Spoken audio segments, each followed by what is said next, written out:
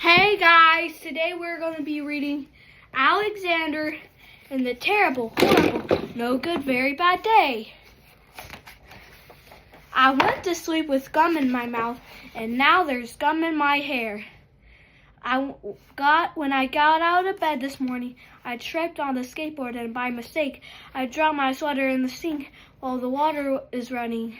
I could tell it was gonna be a terrible, horrible, no good, very bad day.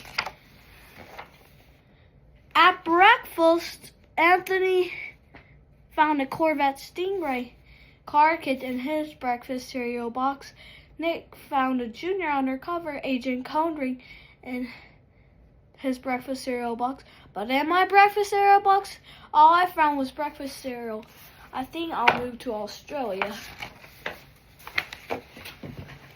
In the carpool, Miss Gibson let Becky have a seat by the window.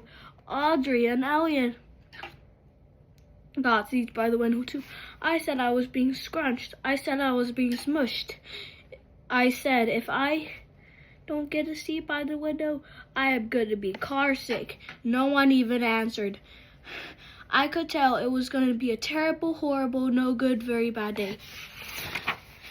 At school, Miss Dickens liked Paul's picture of a sailboat better than my picture of the invisible castle.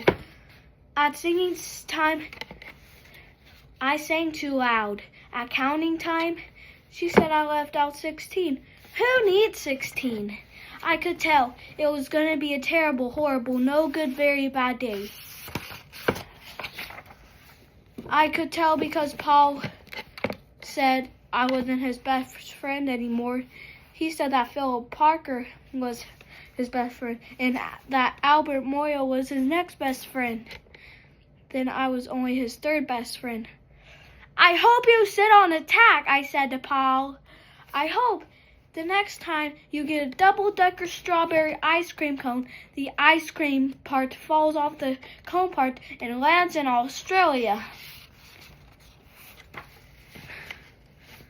There were 2 cupcakes in Philip Parker's lunch bag, and Albert got a Hershey bar with almonds, and Paul's mother gave him a piece of jelly roll that had little coconut sprinkles on the top. Guess whose mama forgot to put in dessert? It was a terrible, horrible, no good, very bad day.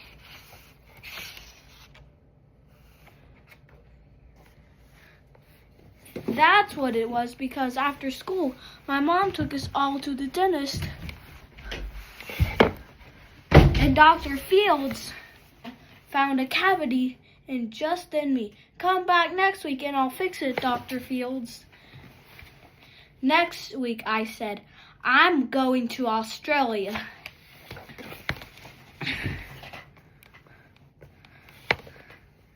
On the way downstairs, the elevator door closed on my foot, and while we were waiting for Mom to go get the car, Anthony made me fall where it was muddy.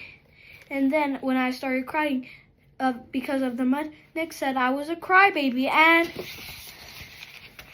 when I was punching Nick for saying crybaby, my mom came back with the car and scolded me for being muddy and fighting.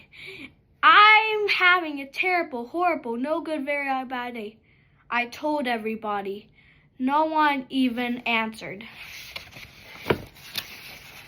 So then we went to the shoe store to buy some sneakers. Anthony chose white ones with blue stripes. Nick chose red ones with white stripes. I chose blue ones with red stripes.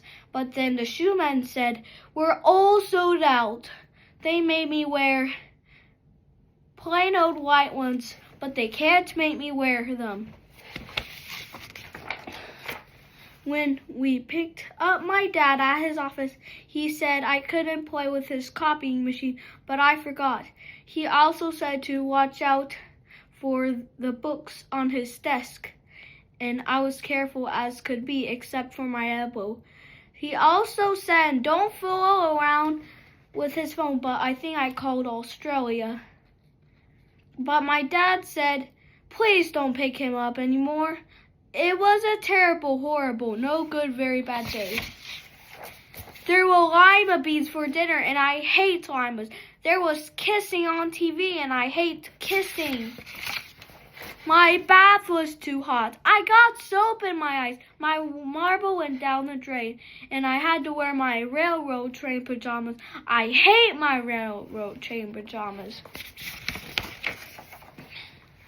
When I went to bed, Nick took back the pillow. He said I could keep them, and the Mickey Mouse nightlight burned out, and I bit my tongue. The cat wants to sleep with Anthony, not with me. It has been a terrible, horrible, no good, very bad day. My mom says some days are like that, even in Australia.